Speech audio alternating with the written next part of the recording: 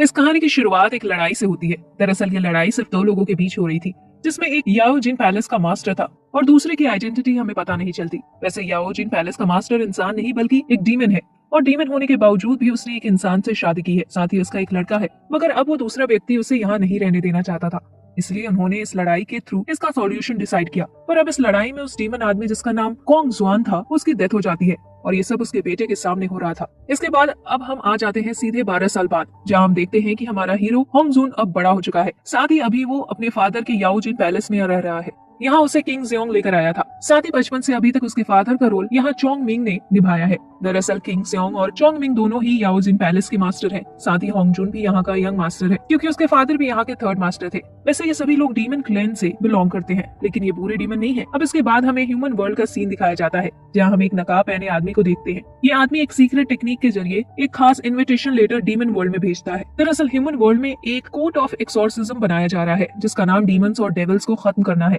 अब ये लेटर यहाँ याओ जिन पैलेस में आता है। यहाँ इस लेटर को पढ़ने के बाद किंग सेओंग को लगता है कि क्यों ना इस कोर्ट ऑफ एक्सोर्सिज्म के लिए होंग जून को भेजा जाए। पर अब इसके लिए उन्हें चोंग मिंग से भी बात करने की जरूरत थी। लेकिन अब जब वो चोंग मिंग से इस बारे में पूछते हैं, तो चोंग मिंग इस पर साफ मना कर देते हैं। वो कहते हैं कि मैं होंग जून को ह्यूमन वर्ल्ड में नहीं जाने दे सकता। तुम्हें याद नहीं है क्या इसके फादर के साथ वहाँ क्या हुआ था, किस तरह उन्हें मार दिया गया। लेकिन इस पर किंग सेओंग कहते हैं कि धरती पर डीमंस की तादाद बढ़ती जा रही है।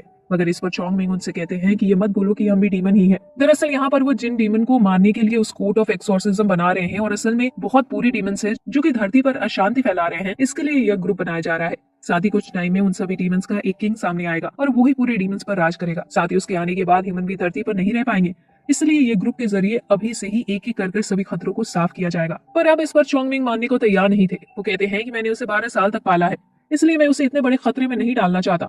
पर अब इस पर किंग जेओंग कहते हैं कि तुम जानते ही हो कि होंग जून हाफ डीमन है और उसके पास रेनबो लाइट की पावर भी है, इसलिए वो सिर्फ उस डीमन किंग को हरा सकता है। साथ ही होंग जून ब्लैक ड्रैगन को भी समन कर सकता है। लेकिन इस सब पर भी चोंग मिंग मानने को राजी नहीं थे। तभी वो देखते हैं कि होंग जून ने उनकी बातें सुन ली है। इसके बाद हम देखते हैं कि रात का समय था, जहाँ होंग जून की आंखों में आंसू थे। साथ ही किंग जेओंग उसके पास बैठे थे। अब कुछ देर बाद वो होंग जून से कहते हैं कि जब तुम छोटे थे तब तो तुम हमेशा मुझसे कहते थे कि तुम्हें अर्थ पर ह्यूमंस के बीच जाना है, लेकिन अब क्या हुआ? अब तो तुम बड़े भी हो चुके हो और तुम्हें मौका भी मिल रहा है, फिर आखिर तुम रो क्यों रहे हो? दरअसल होंग जून की आंखों में आंसू आने का कारण यही था कि बचपन में ही उसने सब खो दिया था, लेकिन फिर इन दोनों के साथ रहते हुए कभी उसे अकेले होने का पता ही नहीं चला। साथ ही चोंग मिंग के साथ ही उसकी बिल्कुल सन और फादर जैसी बॉन्डिंग बन चुकी है। लेकिन इसके बाद होंग जून, चोंग मिंग और किंग जेओंग आपस में एक साथ मिलकर इस पर बात करते हैं, जहाँ पहली बार कहने पर तो होंग जून रोते हुए साफ मना कर देता है, पर फिर किंग जेओंग उससे उसके फादर की बातें बताना चालू करते हैं। वो बस होंग जून को समझा रहे थे कि क्या वो ह्यूमंस के बीच जाकर अपने फादर के कातिल का पता नहीं लगाना चाहता। साथ ही वो कहते हैं कि क्या तुम अपने फादर की मौत का बदला नहीं लोगे होंग जून? अब बस इस बात में होंग जून मान जाता है। इसके बाद ह्यूमन वर्ल्ड में जाकर उसे 3 काम करने थे। पहला काम तो ये था कि उसे अपने फादर के कातिल का पता लगाना है, लेकिन इस पर होंग जून पूछता है कि बिना किसी इन्फॉर्मेशन के मैं इस कातिल को कैसे ढूंढूंगा। मगर अब इस पर किंग जेओंग कहते हैं कि वो सब तुम्हें खुद ही करना होगा। इसके बाद अब उसे दूसरा काम दिया जाता है कि जिस कोर्ट ऑफ एक्सोर्सिज्म ग्रुप में वो जा रहा है, उसे वहाँ उनकी सभी बातें मानते चलना है। इससे होंग जून को ह्यूमंस के बीच रहते हुए कोई प्रॉब्लम नहीं होगी। साथ ही उसे वो ये भी कहते हैं कि यहाँ से धरती पर उसे सीधे चैंग सिटी जाना है और वहाँ के सभी डीमंस को खत्म करना है। इसके बाद उसे एक लाइटनिंग बॉल दी जाती है। साथ ही किंग जेओंग उसे बताते हैं कि ये बॉल उनके डार्क सिटासेल नाम की जॉब के किंग ने दी है, और अब होंग जून को ये बॉल चेन शी या फिर उसके किसी भी वंशज तक पहुंचानी है, और जब वो उनमें से किसी को ढूंढ लेगा तो उसके पास जाकर उसे ये बॉल तोड़ देनी है। इससे इस बॉल में से एक लाइट निकलेगी और उस सामने वाले के अंदर चली जाएगी, जिसके बाद होंग जून उस लड़के से दोस्ती भी कर सकता है, क्योंकि वही लड़का आज चलकर होंग जून की मदद करेगा। इसके बाद अब उसे तीनों काम बता दिए गए थे। साथ ही अब उसे निकलना था, मगर जब वो उस पैलेस से निकल रहा था तभी चोंग मिंग को वही सीन दिखता है जब इसी तरह कोंग जुआन भी याओ जिन पैलेस से ह्यूमन वर्ल्ड के लिए निकला था। अब फिर जब होंग जून ह्यूमन वर्ल्ड के लिए निकल रहा था, तो तब जिलोंग उसका रास्ता रोकता है। दरअसल जिलोंग एक कॉर्प डीमन है, मगर न जाने कैसे वो बहुत कोशिश के बाद भी कभी ह्यूमन फॉर्म में नहीं आ पाया, इसलिए अब होंग जून ने उसे अपना दोस्त बना लिया और अब वो एक साथ ही रहा करते हैं। तो अब जिलोंग वहाँ आता है और होंग जून से पूछता है कि तुम वहाँ अकेले जा तो रहे हो, और क्या तुम्हें वहाँ की करेंसी के बारे में या फिर इंसानों से बात करने के बारे में कुछ पता भी है? जिस पर होंग जून मना करता है। इसलिए अब जिलोंग भी उसके साथ ह्यूमन वर्ल्ड में जाता है।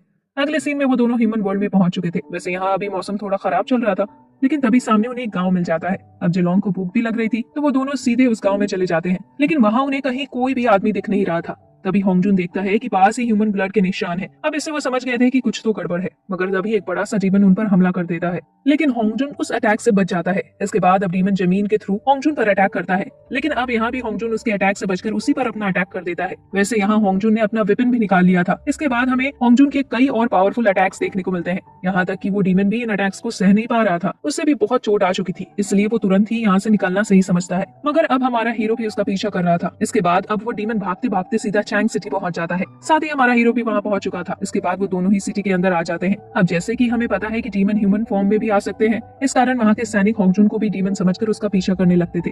अब होंगजुन रुकता है और उन्हें समझाता है कि देखो भाई, मैं कोई डीमन नहीं हूँ, लेकिन उन लोगों को होंगजुन पर भरोसा नहीं था। वैसे असलियत में तो होंगजुन सच में एक डीमन ही है। अब तभी वहाँ इस कहानी के एक और इम्पोर्टेंट कैरेक्टर की एंट्री होती है। इस कैरेक्टर का नाम ली जिंगलोंग है और इसे आप कहानी का सेकंड मेन कैरेक्टर मान सकते हो। अब जिंगलोंग को वहां आने पर वो सीधा अपनी तलवार लेकर होंगजुन पर हमला कर देता है। अब वैसे तो होंगजुन पीछे होकर बच गया था, पर इससे वो लाइटनिंग बॉल टूट जाती है जो उसे चेन शी को देनी थी। इसके बाद उस बॉल में से एक लाइट निकलती है जिससे जिंगलोंग वहीं बेहोश होकर नीचे गिर जाता है। अब होंगजुन को समझ नहीं आता कि वो करे तो करे क्या। साथ ही उसके पीछे अभी बहुत से सैनिक पड़े हुए थे, इसलिए वो तुरंत जिंगलोंग को अपने साथ उठाकर ले जाता है। इसके बाद जब वो छुप रहा था तभी उसे एक मस्त बड़ा सा मकान दिखता है, इसलिए अब वो वहीं छिपने का डिसाइड करता है और सीधा ही वहां चला जाता है। इसके बाद उसे जिंगलोंग के पास से एक बैच मिलता है। इस बैच से उसे पता चलता है कि जिंगलोंग तियानवू आर्मी का हिस्सा है, लेकिन यह बैच होंगजुन के किसी काम का नहीं था, इसलिए वो उस बैच को पास में ही फेंक देता है। उसके बाद अब उसे वो लाइट वापस चाहिए थी, मगर इसका कोई रास्ता उसे समझ नहीं आ रहा था। तो अब वो कहता है कि क्यों ना हम इसका सरनेम चेंज कर दें। अब उसकी बात सुनकर जिंगलोंग तुरंत उससे मारता है और कहता है कि तुम बिल्कुल पागलों जैसी बात कर रहे हो, लेकिन फिर वही कहने लगता है कि क्यों ना हम इसे मार ही दे, शायद इसके अंदर से वो लाइट वापस बाहर आ जाए। मगर अब होंगजुन इस पर साफ मना कर देता है, तो कहता है कि हम ऐसा नहीं कर सकते क्योंकि इसमें हमारी ही गलती थी। अब इंतजार करने के अलावा उनके पास कोई भी चारा नहीं बचा था, इसलिए वो वही लिंगलोंग के पास वापस होश में आने का इंतजार करने लगते हैं। अब इंतजार करते करते बहुत देर हो चुकी थी, साथ ही बाहर का मौसम भी ठीक हो चुका था, इसलिए अब होंगजुन अपनी पावर से जिंगलोंग को वापस होश में लाने की कोशिश करता है। साथ ही उसकी यह कोशिश रंग भी लाती है। कुछ ही देर में जिंगलोंग फिर से होश में आ गया था, लेकिन अब उसने होश में आकर तुरंत होंगजुन को पकड़ लिया था। साथ ही उसे ये भी पता चलता है कि वो एक प्रोस्टिट्यूट हाउस में है, मगर तभी कुछ सैनिकों के आने की आवाज आती है। यह देखकर होंगजुन तुरंत वहां से भाग जाता है। साथ ही सैनिकों के अंदर आने से पहले ही लिंगलोंग भी वहां से भाग जाता है, क्योंकि वो भी उसी आर्मी का हिस्सा था, इसलिए ऐसी जगह पर होना उसके इंप्रेशन को खराब कर सकता था। मगर अब यहाँ उन सैनिकों को वो बैच मिल जाता है जिस पर जिंगलोंग नाम लिखा हुआ था, और यहाँ बाहर जब जिंगलोंग वहां से निकलकर घर के ऊपर से भागते हुए जा रहा था तभी वो फिसलकर नीचे गिर पड़ता है। इससे सभी लोग उसे देख लेते हैं और उस पर हंसने लगते हैं। इसके बाद हमें नकाब में एक लेडी दिखाई जाती है। उस लेडी के हाथ में वही वेपन था जो होंगजुन ने इस डीमन पर यूज किया था। इसके बाद वो लेडी उस वेपन के ऑनर मतलब कि होंगजुन का पता लगाने अपने एक आदमी को भेजती है। अब दूसरी तरफ हमारा हीरो किंगडम के अंदर घूम रहा था। वहाँ वो कई सारी चीजें देखता है, उसे वहाँ कई सारी खाने की चीजें मिलती हैं और साथ ही कई करतब करते लोग भी, जिसमें से एक व्यक्ति तो कमाल के करतब दिखा रहा था, साथ ही वो ऐसा पैसे के लिए कर रहा था।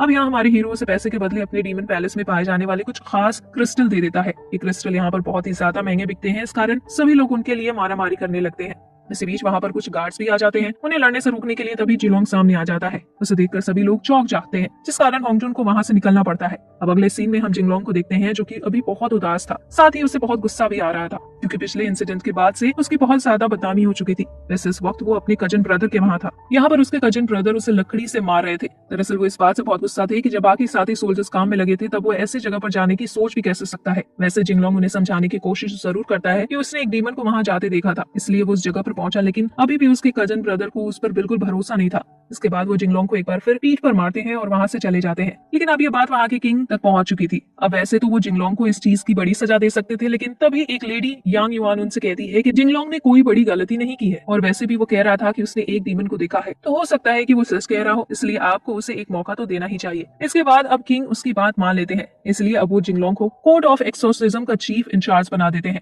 फिर अब हम देखते हैं कि मैसेज लेकर जिंगलोंग के कजन ब्रदर और खुद जिंगलोंग साथ में उसी कोर्ट ऑफ एक्सोर्सिज्म की तरफ जा रहे थे। अब रास्ते में ही जिंगलोंग को उसके brother Fang Chang king court of exorcism के बारे में बताते हैं। साथ ही अभी भी वो जिंगलोंग से पिछले इंसिडेंट को लेकर बहुत गुस्सा है, पर अब जिंगलोंग उनसे कहता है कि मैं आपको प्रॉमिस करता हूँ कि मैं बहुत जल्द अपनी सच्चाई साबित कर दूंगा। दूसरी तरफ हमारा हीरो अभी भी मस्त सिटी में एक घर से दूसरे घर पर छलांग लगाते हुए घूम रहा था। तभी वो एक घर की छत से नीचे गिर जाता है। वैसे ये छत वही कोर्ट ऑफ एक्सोर्सिज्म की छत थी। इसके बाद के एपिसोड्स हम अगले वीडियो में करेंगे। वीडियो अगर अच्छी लगी हो तो please do like and share this video and also subscribe to my channel.